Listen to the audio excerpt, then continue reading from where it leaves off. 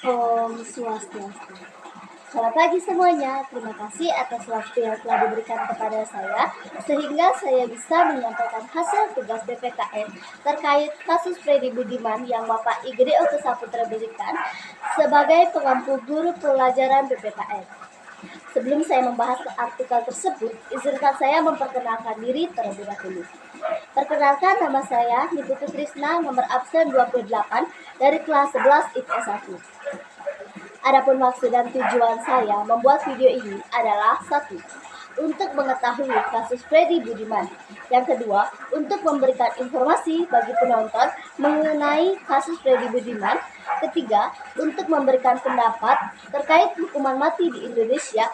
Dan yang keempat, yaitu untuk mendapatkan nilai tugas PPKN dari Bapak IGD Oke Saputra SPD. Baik, di sini ada dua hal yang akan saya bahas, yaitu yang pertama, kasus hukuman mati yang diberikan kepada Freddy Budiman sebagai dalang pabrik sabu dalam LP Cipinang. Dan yang kedua, yaitu kasus Freddy Budiman yang kerap berhubungan dengan wanita-wanita cantik gerombang narkoba. Baik, langsung saja kita ke materi atau pembahasan yang pertama. Artikel ini mengulas bahwa tepat pada 6 tahun yang lalu, Freddy Budiman dieksekusi mati bersama 3 orang lainnya di lapangan tembak Paninduan, Nusa Kambangan. Ia divonis hukuman mati itu karena terbukti terlibat dalam berbagai kasus peredaran narkoba di Indonesia.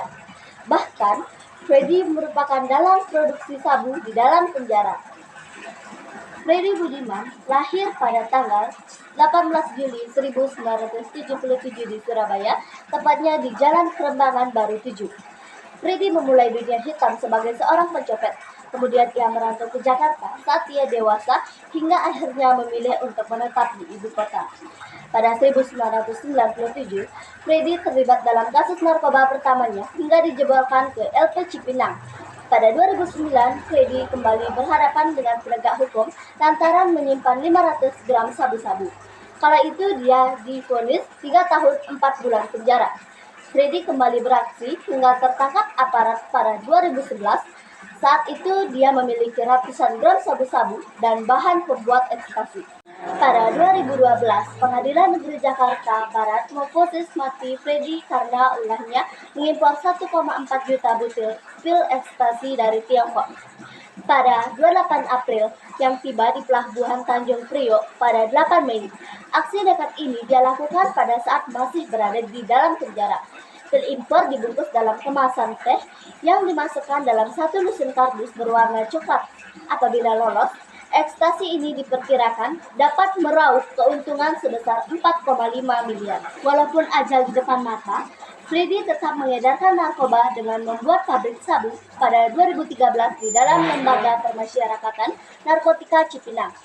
Berdasarkan aset Tempo CO, bisnis ini telah beroperasi selama 2 bulan dan mampu membuat 2 kg sabu siap edar setiap kali produksi. Sekali produksinya dapat memakan waktu 5-4 jam. Bisnis ini digerebek pada 5 Agustus 2013.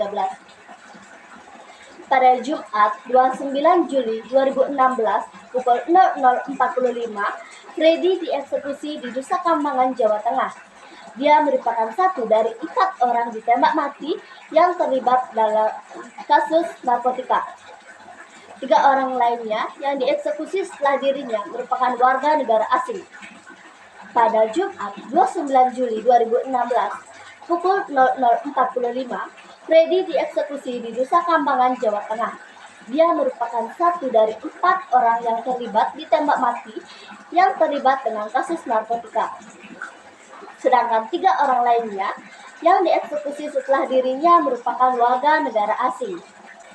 Nah, baik, langsung saja kita beranjak ke kasus yang kedua, yaitu kasus Freddy Budiman yang kerap berhubungan dengan wanita-wanita cantik gerombong narkoba. Selama meringkuk di dalam penjara, Freddy dikenal kerap berhubungan dengan wanita-wanita cantik, bahkan model paras. Tak cuma berpacaran, Freddy pernah terungkap melakukan hubungan intim di dalam penjara di sebuah ruangan khusus. Terungkap kasus ini tak lepas dari pengakuan mantan kekasih Freddy Budiman, Fanny Rosiani. Dalam sebuah wawancara dengan salah satu televisi swasta nasional, Fanny mengungkapkan fasilitas mewah yang didapatkan bersama Freddy oleh salah satu petugas lapas. Keduanya diberikan ruangan khusus untuk melakukan hubungan terlarang tersebut. Tak hanya sekedar bercinta. Fanny mengaku juga mengonsumsi narkoba jenis sabu saat masih berada dalam satu ruangan di dalam lapas. Dia mengungkapkan pula nama-nama artis maupun model lainnya yang pernah berhubungan dan membuat hubungannya dengan Freddy retak. Selain Fanny, model lain yang pernah mengaku memiliki hubungan spesial dengan Freddy Budiman adalah Anggita Sari. Sebelum keterlibatannya dengan kasus prostitusi terungkap oleh aparat kepolisian beberapa waktu lalu, Anggita dituduh Fanny sebagai sosok yang membuat hubungannya dengan Freddy retak. Namun, Anggita berani membela kekasihnya tersebut saat Fanny mengungkapkan fasilitas khusus untuk bercinta terkuak ke publik. Hasil, keduanya saling bermusuhan. Anggita sampai balik menuduh Fanny cemburu terhadap dirinya, serta tak lagi mendapatkan sabu secara gratis dari Freddy Budiman. Dari kedua artikel yang saya tadi jelaskan, saya ingin mengemukakan pandangan saya terhadap penerapan hukum mati di Indonesia. Saya setuju, karena hukuman mati adalah salah satu hukuman yang berlaku di Indonesia. Hukuman ini berlaku untuk kasus pembunuhan berencana, korupsi, terorisme, dan perdagangan obat-obat terlarang. Dampak dari eksekusi mati terhadap peredaran narkoba adalah menurunnya jumlah peredaran dan pengguna narkoba. Efek jera yang ditimbulkan dari pelaksanaan eksekusi mati yang ditandai dengan menurunnya jumlah peredar dan pengguna narkoba. Kenapa Indonesia harus mempertahankan hukuman mati? Bahwa pidana mati masih perlu dipertahankan di Indonesia dengan alasan demi perlindungan masyarakat, untuk mencegah kejahatan berat, demi keadilan dan persatuan Indonesia, untuk mengurangi tingkat kriminal di Indonesia. Seperti kasus Freddy Budiman, ia harus diberikan hukuman mati karena kasus yang ia lakukan tidak hanya satu, tapi masih banyak lagi. Dan ia sering dipenjara, tetapi ia tidak pernah jera karena menganggap hukuman di Indonesia remeh. Jika hukuman mati tidak diberikan, maka akan membawa hal buruk bagi masyarakat, sehingga masyarakat akan melakukan tindakan kriminal secara sewenang-wenang. Freddy Budiman pantas mendapatkan hukuman mati karena hal yang dilakukan untuk memberikan efek jera pada masyarakat luas atau oknum-oknum agar tidak melakukan kejahatan yang sama dan tidak menganggap remeh hukuman pidana. Saat ini juga banyak para oknum penegak hukum yang terang-terangan menjual hukum untuk kepentingan pribadi.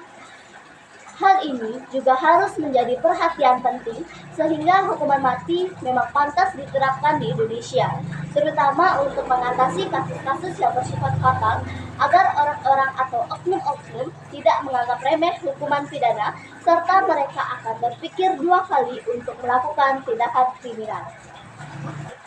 Saya mendapatkan materi tersebut dalam Metro Tempo Show dan Nasional Tempo.